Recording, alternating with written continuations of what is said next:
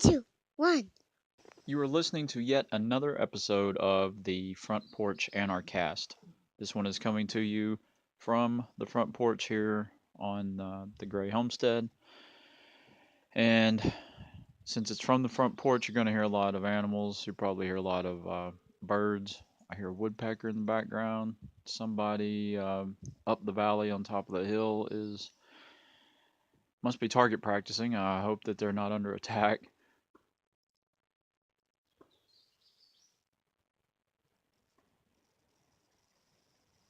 Not sure if you could hear that at all, but they started in again, and probably going to hear some dogs in the background. There was a pack of dogs or coyotes or something came through a little earlier this morning. I didn't get a good look at them because they stayed in the brush, but they were yelping and carrying on. I guess they were chasing rabbits. May even hear some of our own dogs in here. Gonna make this one a quick one though because I'm getting ready to go to work. Just having some breakfast out here on the homestead. Thought I would thought I'd spout off some lunatic rantings here real quick. Couple of things been on my mind. People talking about anarchy like it's a four-letter word, like it's just despicable, and that it would be utter chaos if we were living in anarchy, and it just can't happen. I tried to put some of those thoughts down on paper, and eventually I'll get those posted on the Facebook page, which is uh, what is it? The Front Porch Anarchast, or maybe just Front Porch Anarchast. I'll have to double check that. Don't hold me to it. Anyway, if you search for Front Porch Anarchast, you're gonna find it.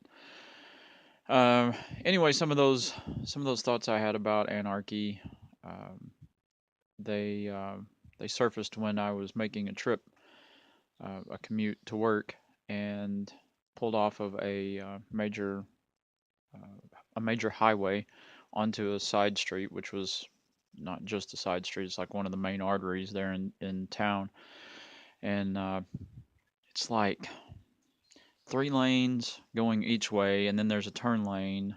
There's 3 lanes going each way on the main street. The cross street, there's 2 lanes going each way, and then each of those have a turn lane. So it's a major intersection, and there's actually 3 intersections just right in a row. And when I pulled off of this major artery here, it goes north and south through town, I realized that the lights were out.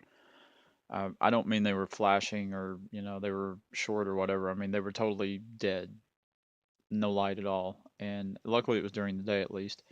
And they went out just as soon when I pulled up to them is the light on my side was red, and then all of a sudden it just went black, and it was done. And you would think that at that point anarchy would set in. There's no police. Excuse me. There's no police, standing around to write tickets. There's no red light cameras, and you would think that people would just start going, willy nilly, and you would think that the main artery there would, since it had more lanes than the side street, the cross street, you would think that it would just that the people there would just take off and go, and that the people on the side street would never have a chance. But it was a little awkward there at the beginning. There were probably 5 or 6 cars in front of me, and it took a little while to get the momentum going. But what happened was spontaneous order out of chaos. No lights, no direction, no no police officers writing tickets or pointing at people telling who to go when. It was a perfect chance for people to do what they want to do when they want to do it, and just think about their own best interest. They're trying to get to work, and this was during the morning commute. They're trying to get to work. It would have been in their best interest just to go and not stop, and then the cross traffic would have just been screwed. But that's not what happened. It was a little iffy starting off, but not because people were looking out for their own best interest, but because it takes a lot of coordination to get that many lanes going, especially when you have there was a total of 4 turning lanes. But after about the third car, everybody was doing the right thing. There was nobody going through right in behind the person in front of them. Everyone was waiting their turn and going through. And that's without any kind of coercion. There wasn't anybody out there with a baseball bat or, pointing a gun or threatening to write tickets or threatening to take people to jail or raise people's insurance rates. No, people just, they genuinely wanted to do the right thing, and that's what they did. Um, you pulled up to the stoplight when it was your turn. You looked all around and basically made eye contact with as many of the people as you could, and then you waited to see, you waited for the person whose turn it was to go, and then the people that were queued up at that point, all of them would go. So in one direction, you would have, since there were 3 lanes and a turn lane, you would have 4 cars that went on one side, and then on the other side, those 4 cars would go. Um, and then on the cross streets, it would do the same thing.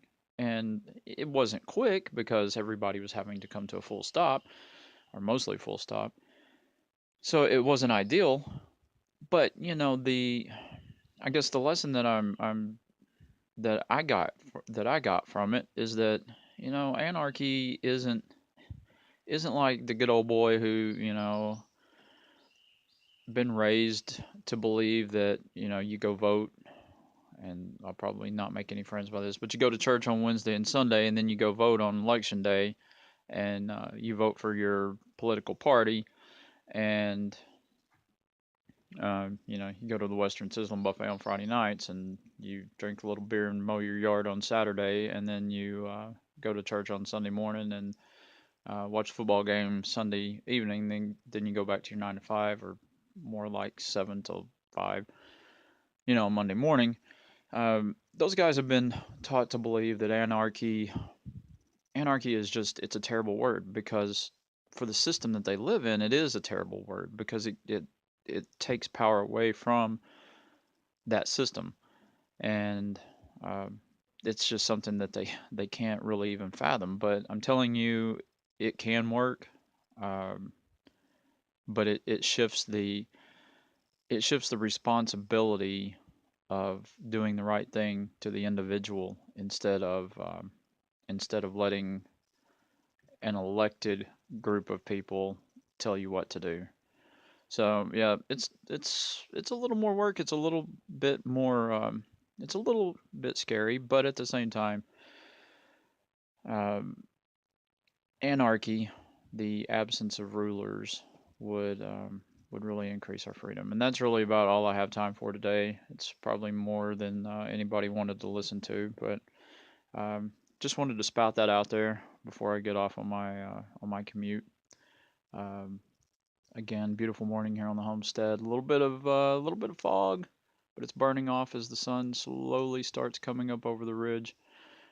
I can just see some sun rays on the top of the trees down below the front porch here. Maybe I'll take a picture and post it. All right, thanks for listening, and I hope that you enjoyed it. I hope you'll listen. Maybe give me some feedback. Front Porch Anarchast on Facebook.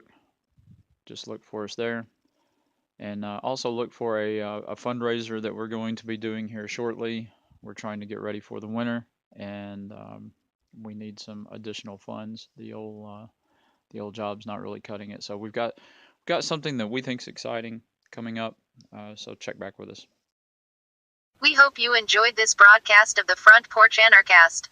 Like and share our page or send us a message at Front Porch Anarchast on Facebook.